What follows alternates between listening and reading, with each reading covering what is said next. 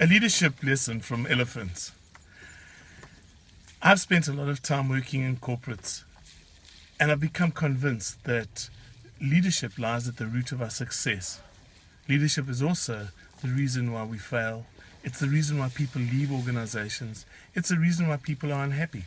It's the reason why there are industrial relations problems. I became so intrigued about this topic that I ventured on a journey of about 10 years, reading everything I could in this area of leadership. However, after I graduated, I became disillusioned with the fact that while there was so much written, there weren't any clear, definitive answers. What is it about leadership that is so mysterious? I was asked to speak at the Nelson Mandela University Business School award ceremony, and I was quite intrigued by the topic, but also concerned. They asked me to speak about leadership, and with all the academics in the room, this was quite intimidating. My wife suggested that we come to the Adder Elephant Park. It's a beautiful park just outside our city of Port Elizabeth. We spent the afternoon watching elephants, as we are now, playing at a watering hole. As I watched them, I saw the interaction, the wonderful way in which they relate to each other, the level of deep connection that these animals have. This connection is wonderfully illustrated in the beautiful South African story of the elephant whisperer. Lawrence Alexander was asked to settle a group of rogue elephants in his game farm in northern Natal. For 3 months, Lawrence Alexander spent time building a relationship with them.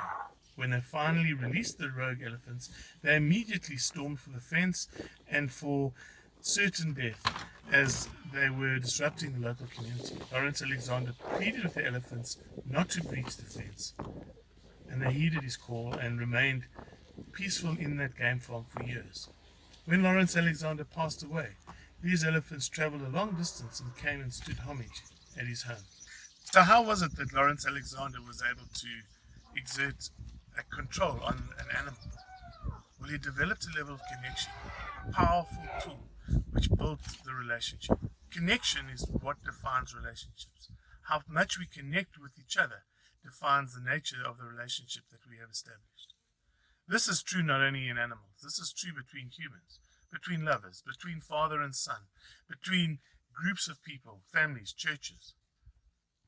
The level of connectivity that we have defines the nature of the relationship. In business, or in any leadership relationship, this connection is critical. If you think about it, leadership is nothing else than a relationship between people. However, in a leadership relationship, the people with whom you connect aren't necessarily people who you've naturally connected with. They are appointed to you, perhaps, or part of a group. However that relationship is established. The one critical thing about a leadership relationship is that the quality of the connection lies in the hands of the leader. If the leader does not initiate and does not create connectivity between himself and the followers, the relationship will remain bland and colorless.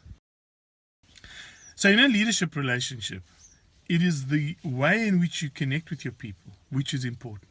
Now, we each are different. However, the need to connect is an imperative of a leadership relationship. Yes, you can use the tools of management. Yes, you can use process and power controls. But if you wish to lead someone, you must create the space for connection. If you do not connect with me, I do not believe you can lead me. At best, you could manage me.